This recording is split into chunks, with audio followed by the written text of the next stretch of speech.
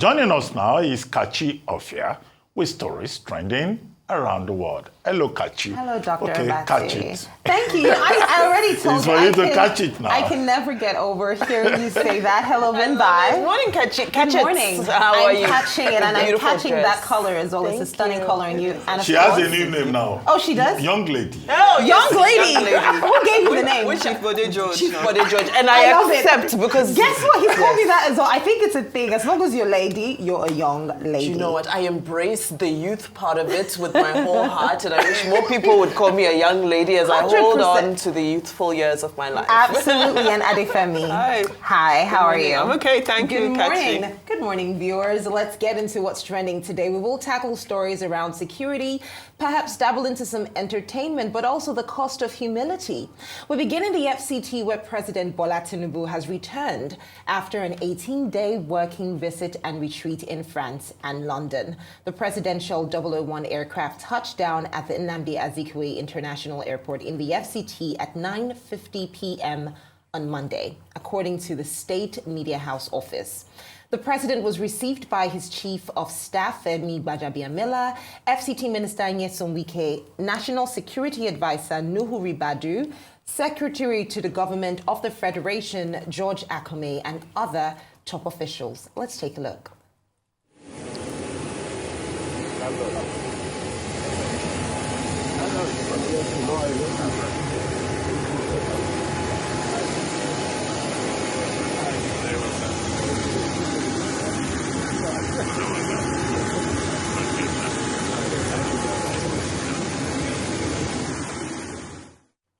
Now, the president's arrival follows the worsening insecurity in parts of the country, in several parts of the country, including states like Plateau and Benue. Christians under the aegis of the church leaders' denominational forum across Plateau State on Easter Monday protested in Jos, the state's capital, over the recent killings in Bokkos and Bassa local government areas, which claimed about 100 lives and led to the destruction of a lot of property. In a video now making rounds on social media, Plateau Christian women were seen chanting, "We need peace." Let's take a look.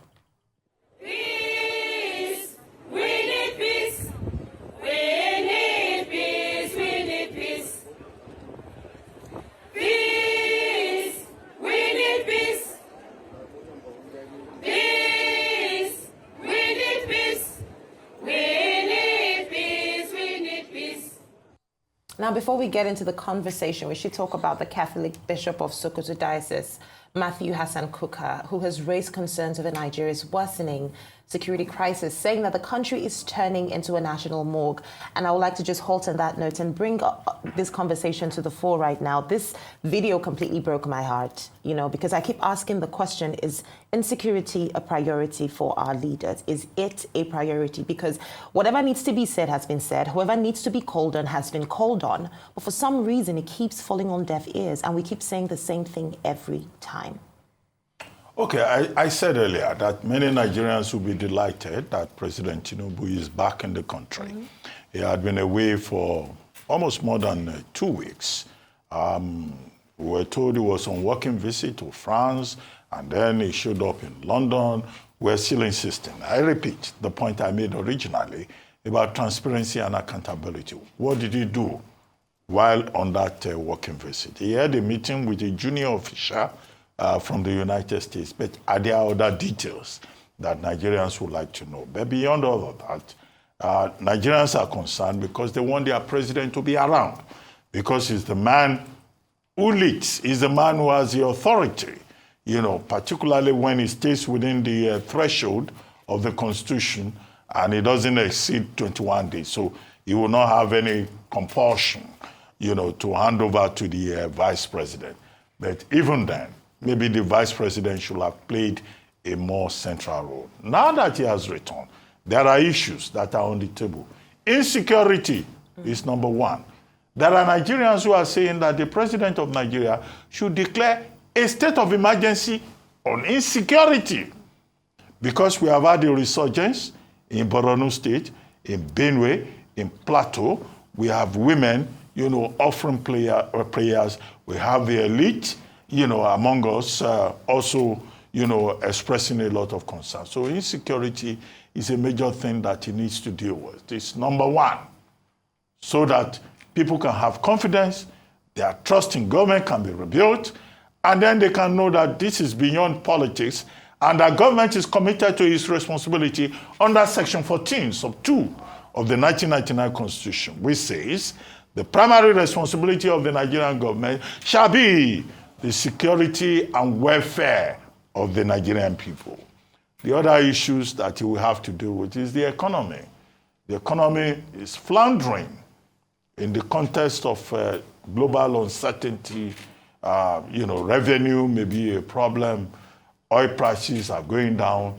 The dollar is in a very bad place, creating disruptions across the world. And then number three, as I pointed out earlier on this same program, there are issues within his own party, with some people saying they are leaving the party, some people saying they will stay within the party, a lot of confusion.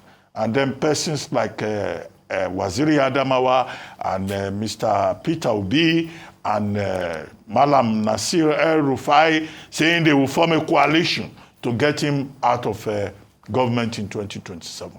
So now is the time for the president to sit down and take even a second look at his team and make sure that all hands are on deck.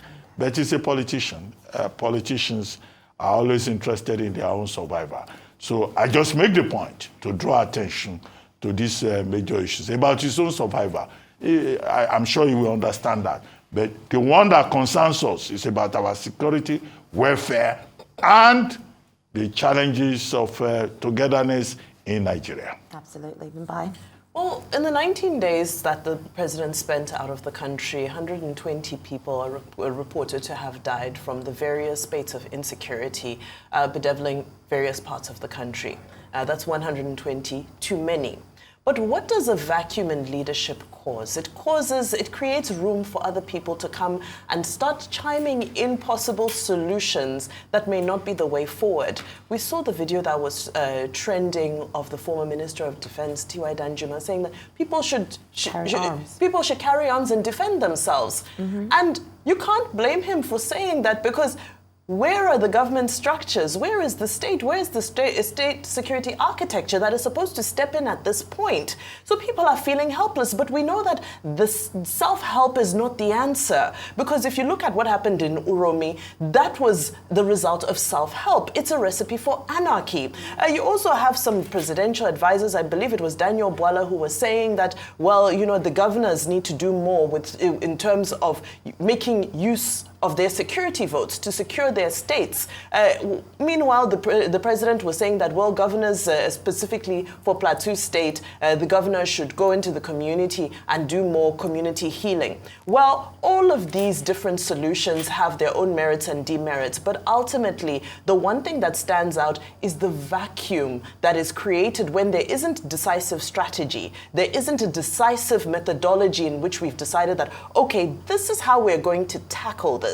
If you look at the international headlines around the insecurity that took place in April, the headlines were shameful. They were sad to see. And once it gets onto the international stage, it also gets fueled by their own narrative. And it made it seem as though Christians cannot walk freely in Nigeria, which we know is far from the truth. But this is what happens when we're not home to tackle our issues, tackle these challenges. This is a 2-decade-old problem. Unfortunately, it is cropping itself up again. The governor seems to have answers. He seems to know why it's recurring. The community seem to know why it's recurring. So where is the decisive strategy for us to say, okay, this is the kinetic, non-kinetic, all the strategies we always say we like to use. Where is that? And while we're waiting for that, let's put a human face to this. Earlier in the show, when we were talking about the Pope, I said the image that sticks with me about the Pope is when he kissed the feet of the president of South Sudan at the time when there was civil war and there were issues around coups and so forth. And nobody's asking the president to kiss anybody's feet. But I'm just saying that show of leadership that says, I'm with you. I feel your pain. I cry with you. And I hope we'll be able to see the president commiserating with these communities very soon, as we've seen the Minister of Defense has done. A number of notable individuals have done so. But now let us fill that vacuum, that void of leadership with some decisive action. I like that you brought up the fact that this is not just a now problem. This has been going on for years. And it's not issues that we do not already know, whether it's the farmer header crisis, whether it's the militant groups or it's Boko Haram. These are issues that have been identified, but where is the decisive action? Well, I think that's the question now. So I think just looking ahead, being that the president has now returned, what we need to shift our focus on is, now that he is back, what can we expect? What is he going to do? Because I do think, to answer the question you mentioned earlier, I do think that insecurity is a priority to the president. I truly do. I can't imagine that any leader of a country would not be concerned that his people are dying. So I do think that this is a huge priority for him. Where the mistake is that sometimes these decisions would paint a different picture. But I do think that him making sure that the safeguarding of his people is his first and foremost priority. I do believe that. And I think that naturally as people, we have to have some form of belief in our leadership. What he needs to shift focus on now is really making sure that the people believe that. And we speak so much about 2027 and about his re-election or who will come out as the coalition against him. It just feels so distasteful when we spend so much time talking about politics. And that's a criticism of the presidency too, that we really need to focus on the issues of the day-to-day, which is insecurity, and making sure that you are doing something to put a face to these concerns. Ultimately, when people are going through any type of hardship, what they want to know is that they are being cared for, that their plight is being recognized. And I think a way that the president can do that is actually showing his face in these communities. And we hope that eventually he will do that. Eventually, though, speaking about paying so much attention to the politics, let's take another story that definitely has gotten a lot of attention. The governor of Akwa Ibom, has reaffirmed that his support for President Bola Tinubu's second term is intentional and not a betrayal of his political party. Last week, a member of the People's Democratic Party declared that Tinubu of the All Progressives Congress will complete an 8-year tenure. Speaking at a rally in Ikot's Ekmene local government area, the governor said his decision is rooted in sincerity and will be explained in due time. Let's take a look at that. We have moved beyond party lines. We now have unity government, whether from PDP and APC. And that's why each time we have the privilege of coming together, we are showing an example to Nigeria that we need to work together. We need to respect what and who God has honored, so that people will also respect you. Me, I'm supporting Baba Bola Tinubu for second term, so that he can complete what he has started. You will see what he is doing for our state, and you will know why we should not go elsewhere. Now, in the spirit of the story, and obviously the governor's a pastor, so I believe he will be very apt to say that he is very much aware of certain verses in the Bible. I'm just going to mention two of them. The first being that you cannot serve two masters at one time. You must either love one and hate the other. The second being a house divided against itself cannot stand. Looking at these two verses, I'm trying to understand when he says, I'm doing this in all security. I think would it be safe to then say that this is officially the governor saying, I have no faith in the party that put me here. He also mentioned Akpabio, reaffirming that he will equally get a second term. That is, the governor will get a second term. So he's basically telling us that he doesn't believe in this party anymore. And this is where he stands. It will be safe to believe that, Dr. Abati. What would you say to that? Oh, okay. You recall that PDP governors, they met recently. I think this was in Oyo State. Yes. They were hosted by Governor Seyi Makinde. And one thing that came out of that meeting was PDP governors saying they will not be part of any coalition politics. And that, look, Atiku Abubakar and others, they could go on their own. That was in itself already a clear signal of the way the mind of some of the governors are working. And now you have a pastor in Umo of, Cross River State, of Akwa Ibom Ibom State, State. of Akwa Ibom State, saying, look, it is Baba Tinubu that he will support, but he didn't say he will leave the PDP. So he will stay within the PDP and support the president of another party. Because he says, what the Lord has done, you have to support it. And he was speaking in the context of the flag off of the Akwa Ibom section of the Lagos-Calabar highway. But his position probably speaks to a tendency that we had seen from the Ibadan meeting of the PDP governors. And he also said he will support Senator Godswill Akpabio, who had since moved from the PDP to the APC, and who is known as a fanatic and loyalist of President Bola Tinubu. I think all of this is just about 2027. Perhaps more PDP governors will still come out of the closet and say they are supporting President Tinubu. The fear for the rest of us is not about the political choices that they make individually or collectively. They have the right as individuals to make their own choices. It's about the fear of the possibility of a one-party state. Because we could just get to a stage in this country where it's only, not just even APC, Tinubu's party that will be the only party in Nigeria. I think there's an argument to be made for difference, for opposition, for diversity. I think that's one thing that we should worry about as ordinary Nigerians. The second other thing, of course, has to do with the fact that the PDP, there was this point that was made, I think it was by Wike, right? Minister Wike, saying that, look, the PDP does not have the capacity, to stand up to the APC in the 2027 general election. Maybe this is a vindication, backhand vindication of what Minister Wike was saying. Because if all the PDP governors are saying we don't want coalition opposition politics, if some of them are saying we are going to support Baba Tinubu, they are even now calling him as Baba. So they don't even want to criticize him.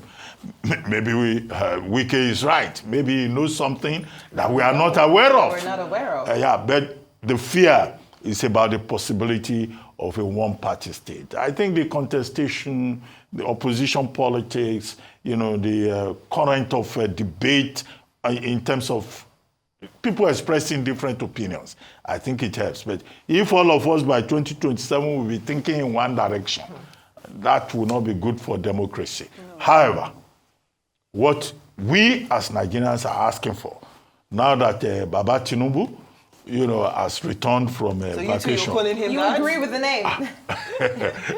Even Akwa Ibom Governor is calling him Baba, who am I, a Yoruba man, not to recognize that he's truly Baba. What the Nigerian people just want is service, leadership, results, progress for the benefit of the common good. Well, Bimba and Adifemi, and also you, Dr. Bassa, I believe that there's also a strong need that people want to see that opposition.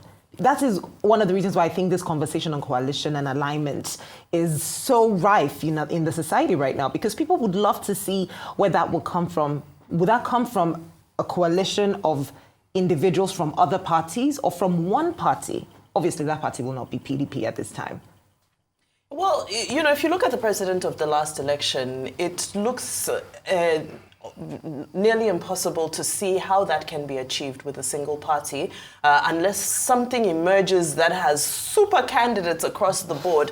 But having said that, everybody thought that super candidate in the last election would have been Peter Obi, and we saw how the votes were divided. In essence, if there had been some sort of a united opposition, a coalition of sorts, it would have won the election. So I think Nigeria is such a complex nation where demographics are concerned. There's so many interests that one needs to appeal to in order to be able to surpass, especially to unseat an incumbent. It's not something that can be done willy-nilly. So for me, as an individual opposition at the moment, you know, they say 24 hours is a very long time in politics, so we can't discount the fact that somebody from somewhere can still emerge and win people's hearts and win people's love and support in a similar way that Peter Obi did. However, I think one needs to be strategic and realistic in knowing that, look at the terrain at the moment. You've got the few remaining PDP governors are all question marks. What happens to their structures in those states? Those structures, in essence, are going to follow wherever their principles go. So I think it will be selling tales by the moonlight for us to think that any single party, for now, as it stands today, April 21st, 2025, because anything can happen in politics. Can happen. And then very quickly on the issue of precedent. You know, the reason why we always harp on about precedent, respect for rules, laws, constitutions, and organizations, is because if somebody does something today and gets away with it, it's highly likely that somebody else is going to try to do the same thing tomorrow because they've seen that there are no consequences. We spoke about the G5 earlier with the self-proclaimed leader of the G5 himself, Chief Bode George. He said he's not a member, he was a leader. And if those issues where we saw governors working against their own party in 2023 had been addressed, more governors wouldn't have been emboldened to come out and start declaring, because this is anti-party, but it seems that there are no consequences for anti-party activity in the PDP. So, the PDP has set themselves up on this one for being unable to rein in and ensure that their constitution is enforced. Well, let's take another story in a lighter note, which I think it borders on our culture. It's a situation that I don't think should be surprising, apparently is very much so. Nigerians are now reacting to a post by Sunday Diary, the special advisor on media and public communication to President Tinubu, praising the First Lady, Oluremi Tinubu, for kneeling before the Afenifere leader, Paruben Fasoranti, during a recent visit to Akure, Ondo State. The president described Mrs. Tinubu as humility personified after the photo of her greeting the 98-year-old elder statement surfaced online.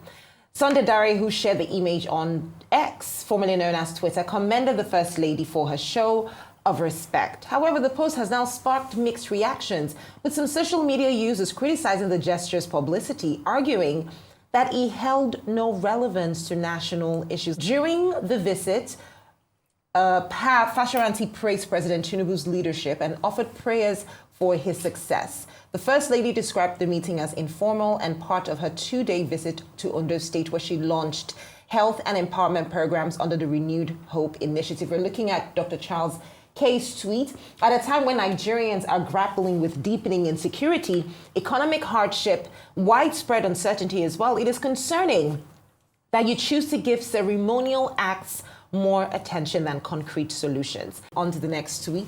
There is nothing unusual or extraordinary in the actions of the First Lady here. It is a long-standing tradition within Yoruba culture for women to greet their elders while kneeling. Let's concentrate on more important issues. Let's take a look at the next tweet. What a great achievement. I believe this is sarcasm at its best. Our First Lady has knees. My hope has indeed been renewed in human anatomy. We're getting there. Good foundation. The next person will kneel and raise up his or her hands. Now, just a couple of days ago, we saw the AFD bank president, African Development Bank president, kneeling, to greet former President Muhammadu Buhari.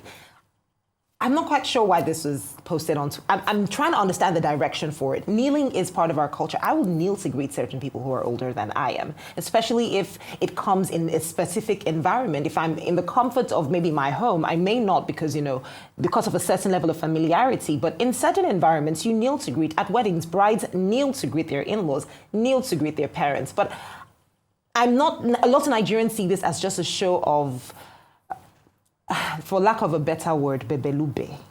That's just the best way to put it. The what?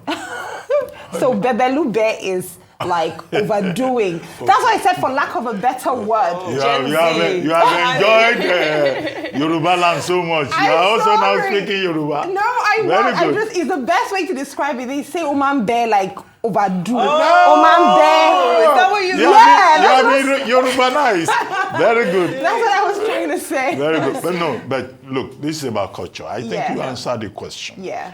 And to the two examples that you have cited, they are Yoruba people. Mm-hmm. Respect is very important to Yoruba people. It's part of their upbringing. Maybe Mrs. Remi Tinubu has not done anything unusual. She's, how old is she? 60-something, maybe 64, right? The man that she's kneeling down to greet is maybe 98, 99. Yeah. In Yoruba culture, that is normal. It will have been very odd If she did it. for Mrs. Remi Tinubu, either as First Lady or as wife of President Tinubu, to stand on top of the head, to use Yoruba English, of perfectionity, a 99-year-old man, and no, that would have been very bad optics. Now, the example of also Dr. Akume additional, prostrating. He wasn't kneeling down. He was prostrating for President Buhari, who is almost 80 years old enough to be his father. It wasn't a difficult thing for him. It would come to him naturally. And Yoruba people, when I say that, they take respect very important. When you are rude to a Yoruba man who is older than you, in fact, what goes on in his head immediately is that your parents did not bring you up properly. In fact, it's like you are insulting your parents. Because he will just look at you and say, who is the parent of this rude, badly brought up child? So it's not like in other cultures, where, as Yorubas say, when they wake up in the morning, they kick their parents to wake their parents up. Yoruba people are very strong on, respect, and all of that, and modesty, unlike some people who have no respect for anybody. Particularly when they think they occupy a position. But in the case... looking at you if you didn't know. I was wondering. No, I wasn't looking at you. But in the case of both Mrs. Tinubu and Dr. Adesina, I don't think they've done anything unusual. I don't know what you people do in Zimbabwe. Maybe you carry cane and beat others. It's a Nigerian thing. Would you say it's a Yoruba thing, or would you say it's a Nigerian thing? Well, no, I can only speak about Yoruba culture. Okay. I don't know about what other people do. Because I see a lot of very rude, badly brought up people from other environments. Okay. Well, Femi, yes. I believe you will be speaking for the Yoruba culture as well. Yes. Yes, what would you say? I don't think this was remarkable. I think what it is, perhaps the reaction is perhaps blown out of proportion. It sounds like what the Post initially tried to do was just like a nice moment. Like, oh, did you see this? I don't think it's that big of a deal at all. I think it's quite normalized, as Dr. Abati says, for anybody to greet a senior, whether it's age, whether it's in hierarchy in your family or outside of it, to greet them in this way. I just think it's a nice photo and a nice moment, and perhaps the reaction has just been taken out of context. Yes, the First Lady has knees. She does. She does have knees, exactly. She used them. Obviously, like I said, Vimbai, it is common parlance where you're from as well. All right, let's take the next story. The State House has allocated 10 billion naira in the approved 2025 budget for the installation of a solar mini grid at the presidential villa. Now, this story has now sparked reactions amongst many on social media. This comes as the State House budget rose from 47.11 billion naira in the proposed draft to 57.11 billion naira in the approved version. The 10 billion naira increase was traced to a rise in capital expenditure, which grew from 33.55 billion to 43.55 billion. A breakdown shows the entire addition was earmarked for the project titled Solarization of the Villa with solar mini-grids. Now, the move is aimed at cutting reliance on the national grid and cushioning the impact of rising electricity tariffs on government operations. We have a look at some reactions to this story as well. This tweet from Cool Ustaz says, 10 billion for a solar mini-grid at the presidential villa. This is beyond excessive. It's an insult to the millions of Nigeria who are suffering without basic electricity, clean water, or decent healthcare.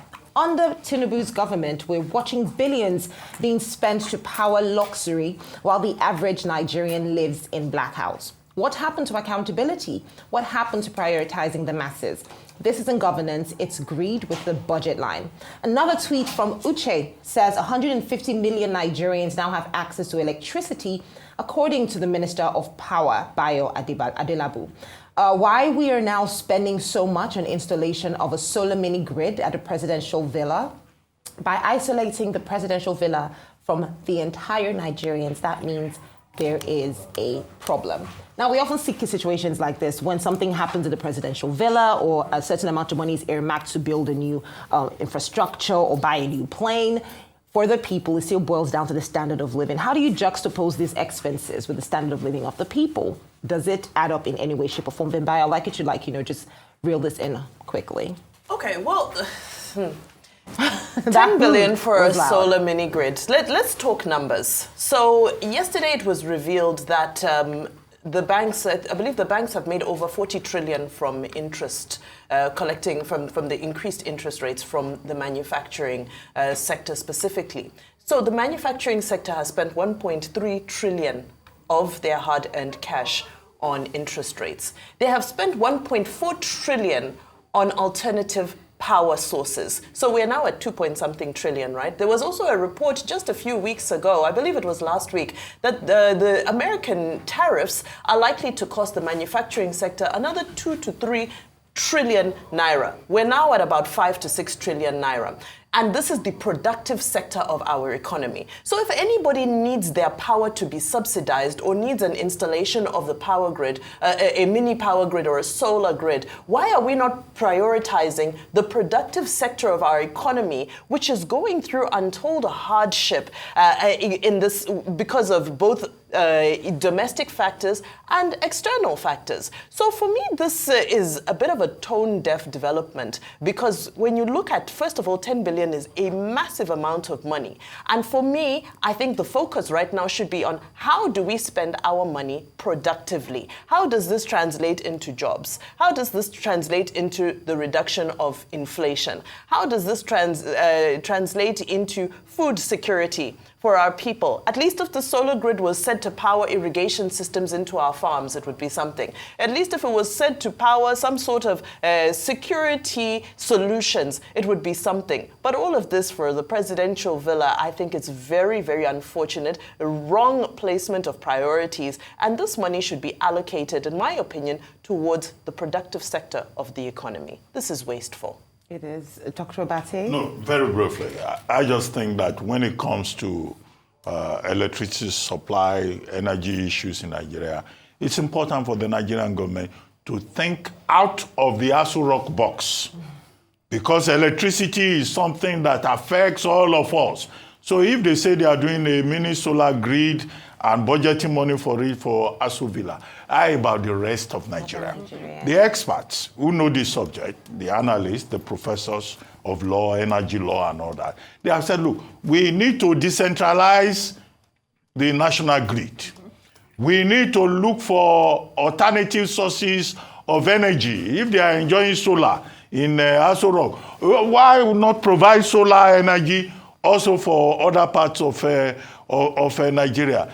3, the Discos and the Gencos are saying that they are going to go on strike because they are being owed over 4 trillion naira. Even at a point, Aso Villa was a debtor to the Gencos, to the Discos, and they had to arrange to pay. Government institutions have not paid for their electricity bills. These are dimensions of the problem. The comfort of the current occupants of Aso Villa should not be the main priority. They should think in providing, in addressing the energy issues of Nigeria out of the Aso Villa box. This is my point. Aso Villa box. Well, before we wrap things up, let's take our good news report. Tunde Onakoya, the founder of Chess in Slums Africa, has been certified by the Guinness World Records for a 64-hour chess marathon. Onakoya and his partner Sean Martinez surpassed the previous 61-hour record set by Norway's Halvard Flatebo and Sjur Ferkisgard. The marathon ran from April 17th to April 20th at the New York Times Square, celebrating online. He then went on to say, "We did the impossible and gave the world something new to be living." Let's take a look at the celebration. 9, 8, 7, 6, 5, 4, 3, 2, 1.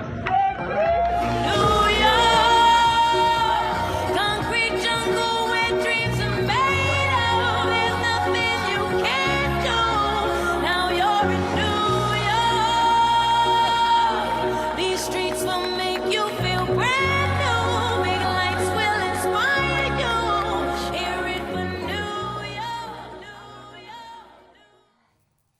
Femi, I am so inspired by this. Yes, I am yes. so inspired. He's done so much work, hasn't he? He has. Huge congratulations to Tunde Onakoya. I think this is the second time it seems as though he's beaten himself twice, so it's wonderful. Huge congratulations to him. Huge, gigantic.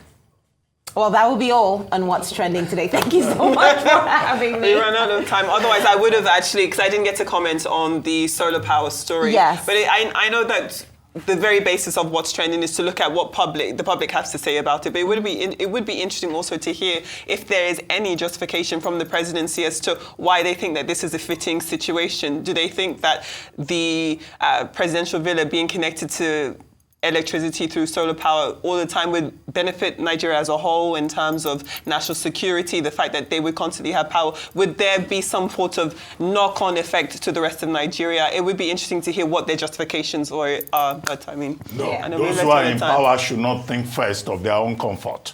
They should is think... Is it comfort or is it access to power so that they can do the work of leading the country? No. Is it just comfort? Or is it, I mean, there's work being done at the villa, no? No, that's neither here nor there. need a mini grid. National security should not be interpreted in terms of the personal interest of the persons who are in power. National security should be in the interest of all of us. All of us are entitled to electricity. To link with the point she made about productivity. We will only be secure if we are productive, if we all have electricity. That's the intelligent point to be made. And I think Thank you very much, Kachi. It still ties down to security as well, because when the people are okay in terms of basics, insecurity reduces rather. Not for a few, for all of us. For everybody. Yes. For everybody. That is the point. Again, the common good. That's what is called the common good. That will be all from me on What's Trending. Thank you so much for having me.